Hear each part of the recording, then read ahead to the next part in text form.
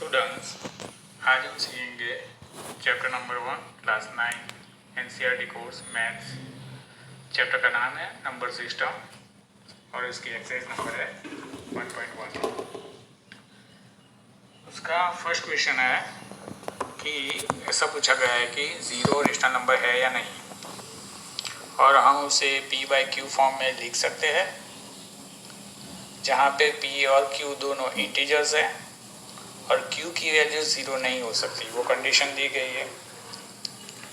अब इसका आंसर है हाँ, ज़ीरो रेशनल नंबर है, क्योंकि हम ज़ीरो को रिप्रेजेंट कर सकते हैं कोई भी रेशनल नंबर की तरह पे, जैसे कि p बाई क्यू फॉर्म में होता है। और एक चीज़ याद रखिए कि वहाँ पे p और q दोनों इंटीजर्स होने चाहिए और q की वैल्यू ज़ीरो नहीं होनी चाहिए। तो ज़ीरो को p अपॉन क्यू फॉर्म में कैसे लिखा जा सकता है? तो zero can be represented in the form of p by q as zero upon one. हम सबको मालूम है कि किसी भी नंबर के डिनोमिनेटर में कुछ नहीं होता तो वहाँ पे वन माना जाता है। सो ज़ीरो के नीचे कुछ भी नहीं है तो ज़ीरो अपॉन वन बोला जा सकता है। तो इस केस में वो कंडीशन भी फुलफिल हो रही है कि ज़ीरो कैसा है, p फॉर्म, यानी कि p is equal to zero हो सकता है क्योंकि वो कोई भी इंटीजर हो सकता है। और q के बारे में लिखा हुआ है q ज़ीरो नहीं होना चाहिए, तो नहीं है, q की वैल्यू वन है। ठीक है, इस तरह से हम कह सकते हैं कि ज़ीरो रेशनल नंबर है। दूसरा क्वेश्चन है find six rational numbers between 3 and 4। तो अब ये रेशनल नंबर्स हम कैसे ढूंढ सकते हैं? तो सबसे पहले 3 का मीनिंग क्या होता है, 3 अपॉन वन, वो तो हम सबको मालूम है। ठीक है, तो वो p बाई क्यू फॉर्म हुआ ना, 3 अपॉन वन। और 4 का मतलब क्या है, 4 अपॉन वन, वैसे लिख सकते हैं ना। और हमें ढूंढने 6 नंबर्स, ठीक है, जो 3 और 4 के बीच में आते हैं, 6 रेशनल नंबर चुनने हैं। तो सबसे पहले आप सोच लीजिए कि जितने भी नंबर ढूंढने हैं, यानी कि 6 नंबर, तो उसके अंदर एक ऐड कर दो, तो मतलब हो जाएगा 6 प्लस 1 और उसका आंसर आता है 7। तो ये जो नया नंबर मिला हमें याद रखना है कि दोनों जो इंटीजर्स है या कोई भी नंबर्स आपको दिए गए वो इंटीजर या नॉन इंटीजर, तो उसके अंदर न्यूमरेटर में और डिनोमिनेटर में दोनों में ये 1 प्लस 6 7 जो 7 मिला उसे मल्टीप्लाई करना है।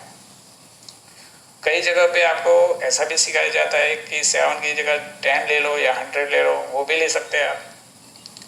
यहाँ पे सबसे पहले 3 अपॉन वन लिखा हुआ है, तो 3 अपॉन वन, तो 3 मल्टीप्लाई 7 करेंगे न्यूमरेटर में, वैसे ही डिनोमिनेटर में 1 मल्टीप्लाई 7 करेंगे, तो आंसर मिलेगा हमें 21 अपॉन 7। इसी तरह हमें 4 अपॉन वन में 4 न्यूमरेटर है उसके साथ भी 7 मल्टीप्लाई करो और डिनोमिनेटर में 1 है उसके साथ भी 7 मल्टीप्लाई करो, तो आंसर मिलता है 28 अपॉन 7। तो इस तरह से हमें जो 6 रेशनल नंबर चाहिए थे 3 और 4 के बीच में, वो मिल गए। 21 के बाद क्या आता है 22, तो 22 अपॉन 7 मिल गया, उसके बाद वाला 23 अपॉन 7 मिल गया, उसके बाद 24 अपॉन 7, 25 अपॉन 7, उसके बाद 26 अपॉन 7 और उसके बाद 27 अपॉन 7। हम 21 अपॉन 7 और 28 अपॉन 7 को नहीं ले सकते क्योंकि हमें उनके बीच में जो आ रहे हैं वैसे 6 रेशनल नंबर ढूंढने को बोला गया है, इसीलिए। तो इस तरह से हम 6 रेशनल नंबर ढूंढ सकते हैं 3 और 4 के बीच में जो है उसे। अभी अगला क्वेश्चन आता है क्वेश्चन नंबर 3, जिसमें बोला गया है कि हमें 5 रेशनल नंबर ढूंढने हैं जो 3 अपॉन 4 और 4 अपॉन 5 के बीच में आ रहे हैं। तो उसे ढूंढने के लिए हमें क्या करने पड़ेगा? अभी जो क्वेश्चन नंबर 2 है और क्वेश्चन नंबर 3, उसमें डिफरेंस क्या है? क्वेश्चन नंबर 2 में दोनों के डिनोमिनेटर में हमने 1 लिया था, जो दोनों एक जैसे ही थे डिनोमिनेटर। यहाँ पे डिनोमिनेटर यानी कि जो नीचे वाली संख्या है वो अलग अलग है, एक में 4 दी गई है और एक में 5।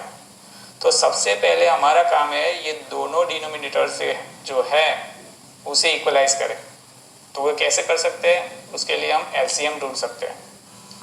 तो सबसे पहले ये दोनों जो रेशनल नंबर्स है उसके डिनोमिनेटर में 4 और 5, तो 4 और 5 का एलसीएम ढूंढेंगे, जिसके लिए बहुत ही अच्छी और सिंपल मेथड है प्राइम फैक्टराइजेशन, जो यहाँ पे बॉक्स में दिखाई गई है।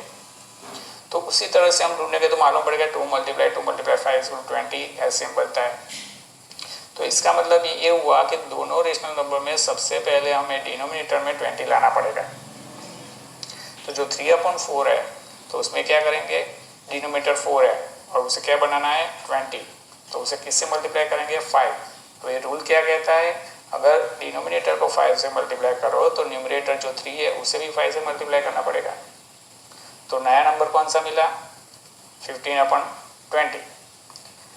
द सेम वे जो दूसरा नंबर है रेशनल नंबर 4/5, उसमें डिनोमिनेटर 5 है और वहाँ पे 20 लाना है, तो उसे 4 से मल्टीप्लाई करेंगे और वैसे ही हमें न्यूमरेटर में भी 4 मल्टीप्लाई करने पड़ेगा।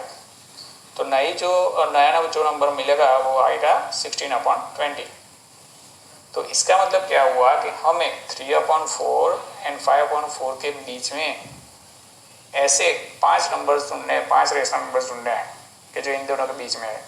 तो दूसरी तरह से ऐसा भी बोला जाएगा ना कि 15/20 है और 16/20, उन दोनों के बीच में आने वाले 5 रेशनल नंबर्स हमें चाहिए। भाई 5 चाहिए तो मैंने आगे भी सीखा है क्वेश्चन नंबर 2 में, 5 चाहिए तो 5 में एक ऐड कर दो तो मिलेगा क्या 6। तो इसका मतलब क्या हुआ कि हमें जो दोनों नए रेशनल नंबर्स मिले उसके न्यूमरेटर और डिनोमिनेटर दोनों को 6 से मल्टीप्लाई करना पड़ेगा। तो 15 × 6/20 × 6, तो आंसर क्या मिला 90/120। वैसे ही दूसरा जो नया रेशनल नंबर मिला 16/20, तो उसके न्यूमरेटर 16 × 6 करेंगे, वैसे ही डिनोमिनेटर 20 में 20 × 6 करेंगे, तो उसमें नया नंबर मिलेगा 96/120। अभी ये दो नंबर है उसके बीच वाले 5 रेशनल नंबर्स हमें इजीली मिल जाएंगे। पहला तो छोड़ ही देना है, जो 90/120 है वो नहीं ले सकते। तो 90 के बाद क्या आता है 91, तो 91/120, वैसे ही आगे बढ़े 92/120, वैसे ही 93/120, उसके बाद वाला 94/120 और लास्ट वाला 95/120। तो ये पांचों रेशनल नंबर्स ऐसे हैं जो 3/4 और 4/5 के बीच में आते ही है। ठीक है, उसके बाद आता है क्वेश्चन नंबर 4, ट्रू और फॉल्स। तो ये ट्रू और फॉल्स समझने के लिए सबसे पहले हमको अलग अलग टाइप के जो नंबर सेट्स है, यानी कि सेट्स ऑफ नंबर, उसे समझना पड़ेगा। तो उसमें सबसे पहला आता है कैपिटल N, जिसे सेट ऑफ नेचुरल नंबर बोला जाता है। तो ये सेट ऑफ नेचुरल नंबर जो है वो शुरू कहाँ से होता है 1 से शुरू होता है, 1 2 3 4 और आगे बढ़ता जाता है नंबर लाइन के ऊपर right hand side positive numbers में। दूसरा जो सेट है उसे W बोलते हैं, यानी कि whole number, set of whole number. वो कहाँ से शुरू होता है 0 से शुरू होता है और पॉजिटिव नंबर की तरफ आगे बढ़ता है 1 2 3 4 5, यानी कि जो W है होल नंबर वो नेचुरल नंबर से कुछ ज़्यादा, एक नंबर ज़्यादा है 0, जो नेचुरल नंबर में नहीं होता है। Z की बात करें तो Z is a set of integers. अभी इंटीजर्स बोले तो उसमें नेगेटिव नंबर्स भी होते हैं, पॉजिटिव नंबर्स भी होते हैं और 0 भी होता है, और वो एंडलेस होते हैं दोनों तरफ। यानी कि आप कहीं से भी left hand side of the numbers line में आप चलते आओ राइट हैंड साइड। मैंने यहाँ पे लिखा है -3 -2 -1 0 1 2 3, और वैसे ही राइट हैंड साइड आप आगे बढ़ सकते हो और वैसे ही लेफ्ट साइड भी आप आगे बढ़ सकते हो। वो पूरे जो नंबर्स है वो इंटीजर्स बोले जाते हैं, पूरे नंबर्स। ठीक है, अभी आता है Q। तो Q क्या है, Q is a set of rational numbers. तो रेशनल नंबर में क्या आता है, तो रेशनल नंबर Z तो होता ही है, यानी कि नेगेटिव नंबर्स होते हैं, पॉजिटिव नंबर्स होते हैं, और 0 भी होता है। तो Z में हमने देखा था इंटीजर्स थे पूरे पूर्णांक, और Q में Z तो होता ही है, लेकिन उसके अलावा ऐसे नंबर जिसे हम P/Q फॉर्म में रिप्रेजेंट कर सकते हैं। जैसे कि मैंने लिखा है -3 फिर डॉट डॉट -2.4, तो -2.4 को हम -24/10 के फॉर्म में भी रिप्रेजेंट कर सकते हैं जो P/Q फॉर्म है। वैसे ही आगे बढ़ते जाए तो पॉजिटिव साइड आएंगे तो वहाँ पे मैंने 1.7 लिखा हुआ है वैसे, और 2.3 भी लिखा हुआ है। 2.3 की बात करें तो 2.3 को हम 23/10 के फॉर्म में भी रिप्रेजेंट कर सकते हैं जो P/Q फॉर्म है। तो रेशनल नंबर्स में ऐसे नंबर आते हैं पॉइंट वाले, ठीक है। और आखिरी वाला है कैपिटल R।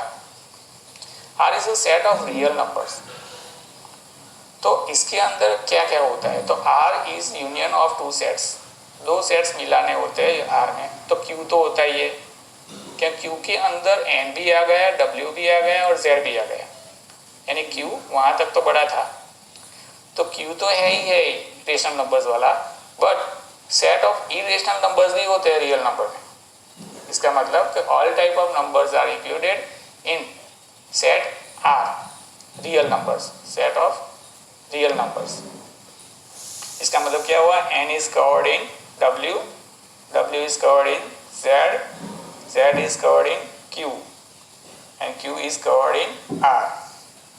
तो ऐसा भी बोला जाएगा ना कि N और W वो भी R में कवर हो गए। अभी ट्रू फॉल्स में पहला वाला पूछा गया है every natural number is a whole number, तो आप देख सकते हैं N is covered in W, that means वो सही है। दूसरा वाला देखिए every integer is a whole number. अभी इंटीजर की बात की है ना, तो इंटीजर यानी Z, तो वो होल नंबर में आता है नहीं। एक्चुअल क्या है, W है वो Z में कवर होता है, Z W में कवर नहीं होता है, इसलिए ये स्टेटमेंट गलत है। थर्ड वाला है लास्ट वाला, every rational number is a whole number. तो देख लीजिए रेशनल नंबर में Q है, तो Q तो W से बड़ा है, यानी W है वो Q में कवर हो जाता है, लेकिन Q W में कवर नहीं होता है, दैट मीन्स वो भी गलत सेंटेंस है, ठीक है। तो ये था एक्सरसाइज 1.1 ऑफ चैप्टर नंबर 1, ठीक है। तो अगर कोई भी क्वेरी है तो आप नीचे कमेंट कर सकते हो।